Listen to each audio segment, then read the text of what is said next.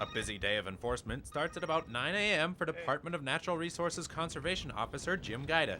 He is tasked with making sure that hunters are following the 2008 Hunting and Trapping Regulations Handbook.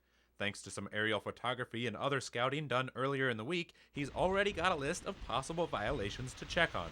First up, possible use of permanent tree stands on county land. Crow Wing County has an ordinance that prohibits any construction or occupying permanent stands on county administered lands, and just through routine patrol I've indicated or located a couple of these stands, and we're going to go out and check and make sure that people aren't using them. Finding only approved temporary stands, he checks a license and makes sure this hunter is being safe.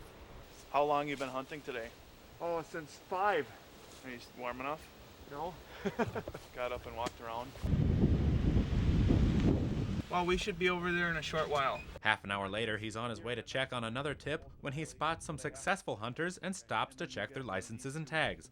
Improper tagging of the deer and failure to validate their licenses nets these outdoorsmen a lesson in proper procedure. A person may move a lawfully taken deer from the site of the kill without attaching the validated tag to the animal only while the act of manually or mechanically dragging, carrying, or carting the animal across the ground and while possessing a validated tag on their person. An untagged big game animal by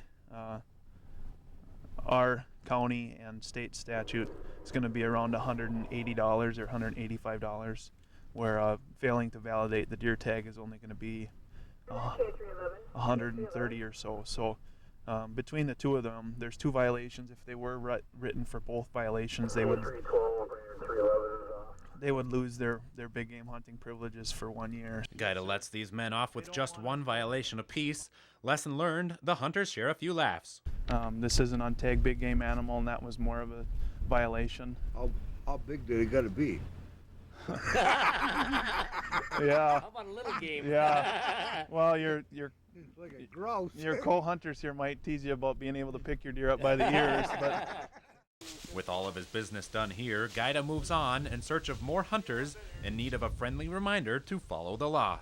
With this week's Northwoods Adventure for Lakeland News at 10, I'm Aaron McElhern.